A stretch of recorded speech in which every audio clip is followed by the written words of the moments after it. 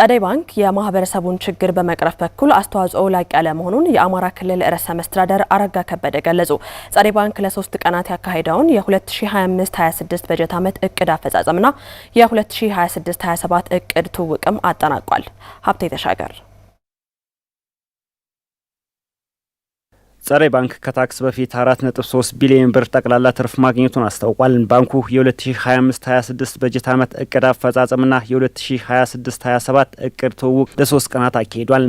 ጸደይ ባንክ ለባንኩ መስራችና የቀድሞ ፕሬዝዳንት መኮንን የለውም ወሰንም እውቅና ሰጥቷል። አቶ መኮንን የለውም ወሰን ላለፉት 30 ዓመታት የፋይናንስ ተቋሙን መርተው ለባንክነት ያበቁ የጸደይ ባንክ ባለውለታ መሆናቸውን የአማራ ክልል ፕሬዝዳንት አረጋ ከበደ ተናግረዋል። ስለ ፋይናንስ ተቋም ቀርቶ በአጠቃላይ ተቋም አመራር ምንድነው የሚለው የንድፈ ሐሳብም የተግባር ዕውቀት የሌላቸውን ሰዎች ጭምር በማስተማር በማንቃት አስተዋጽኦ ያደረጉት አብቁተን በአፍሪካ፣ በኤዥያ፣ በአውሮፓ፣ በአሜሪካ በአጠቃላይ በዓለም ለዘመናት በተከታታይ በሽልማት ያንበሸበሹት እና ምናልባትም ዛሬ ለመሸለም ያበቃንም ጸደይ ባንክ እንዲወለድ ያደረጉልን አቶ መኮንን የለውም ወሰንን በድጋሚ ብታመሰግኑልኝ። የአማራ ክልል ፕሬዝዳንት አቶ አረጋ ከበደ ለጸደይ ባንክ የላቀ አፈጻጸም ላስመዘገቡ ሰራተኞችና ቅርንጫፎች እውቅና ከተሰጠ በኋላ ባስተላለፉት መልእክት ጸደይ ባንክ ለክልሉ ኢኮኖሚያዊ እድገት የጀርባ አጥንት ሆኖ ይቀጥላል ብለዋል። እውቅና መሰጠቱም ለተሸላሚዎች ይበልጥ የሚያበረታታ ለሌሎች ደግሞ የስራ ተነሳሽነትን የሚፈጥር ነው ብለዋል። የመንግስትና የህዝብ ኃላፊነቶችን በመስራት የሚታወቅ ባንክ ነው። ትርፍ በማያተርፍበት ሰርተና የሚባል ባንክ ነው። መድረስ በማይቻልበት ቦታ ድረስ ሲባል የኖረ ባንክ ነው።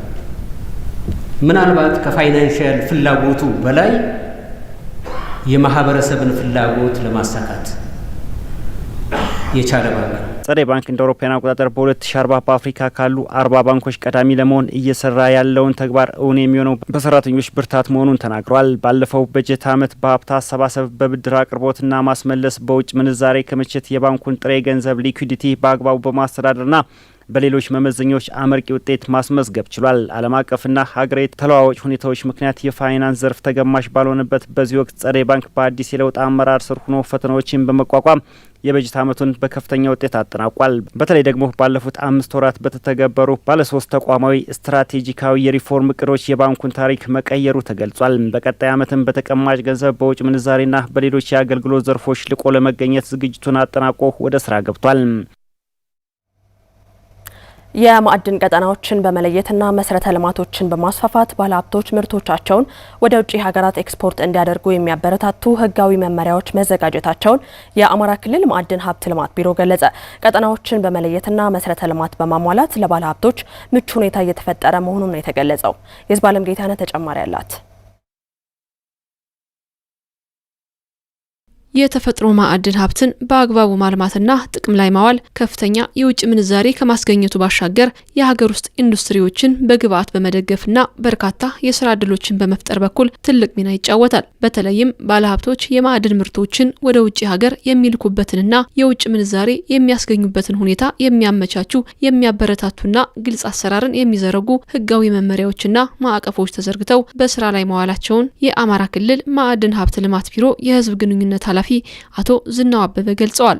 ለባለሀብቶች አጠቃላይ ኤክስፖርት ለማድረግ የተመቻቹ የማዕድን ህጎች አሉ። አንደኛው ኤክስፖርት የምናደርግባቸው ስታንዳርዶችና ኳሊቲዎች ከላቦራቶሪ ጋር የተገናኙና የዚህ ስራዎች የተረጋገጡበት ሂደት በማዕድን ሚኒስቴር በኩል መረጋገጫ ተሰጥቶት ከጉምሩክ ጋራ ዋን ስቶፕ ሾፒንግ የተመቻቸላቸው ስራ አለ። በዛ መሰረት የማዕድን ኤክስፖርት ስታንዳርዶች በተፋጠነ መልኩ ወደ ውጭ የሚላኩበት ሂደት አለ።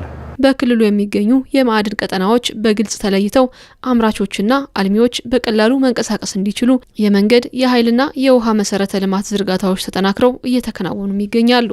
የማዕድን መገኛ ቦታዎች በአብዛኛው ህብረተሰቡ ከሚኖርባቸው ራቅ ብለው የሚገኙ ናቸው። ይህ እነዚህን ለማልማት ደግሞ የማዕድን ሀብት ልማት ቢሮ ምንድነው እያደረገ ያለው? በክልሉ ውስጥ ያሉ በብዛት ማዕድን የሚገኝባቸውን የልማት ቀጠና ብሎ ይለያል። የማዕድን ቀጠናዎች እነዚህ የማዕድን ቀጠናዎች ከተለዩ በኋላ መሰረተ ልማት ከሚያሟሉ ሌሎች መስሪያ ቤቶች ጋራ በመቀናጀት ከመንገድ፣ ከውሃ፣ ከመብራት፣ ከስልክ ጋራ እቅዳችንን እየተናበብን በእነሱ በኩል መልማት የሚችልበትን እድሎች በተለይ በ2019 ከዚህ ከአሻጋሪና እድገት ትራንስፎርሜሽን እቅድ ጋራ የተሳሰረ ነው። በዛ መሰረት እንዲፈታ አቅጣጫ ተቀምጧል።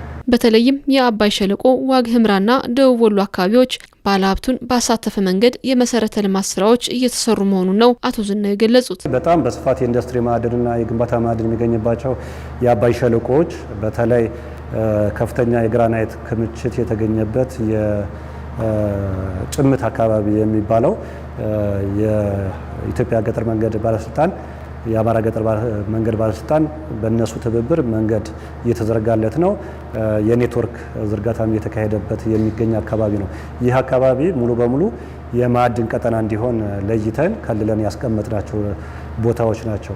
በቅርቡ ደቡብ ወሎ አካባቢ የተገኙት የድንጋይ ከሰሎች በጣም ሩቅ ሪሞት ኤሪያ ላይ ስለነበሩ ከባለ ሀብቶች ጋር በመቀናጀት በጣም ብዙ ኪሎ ሜትሮች የአክሰስ ሮድ የተሰራበት ሁኔታዎች አሉ።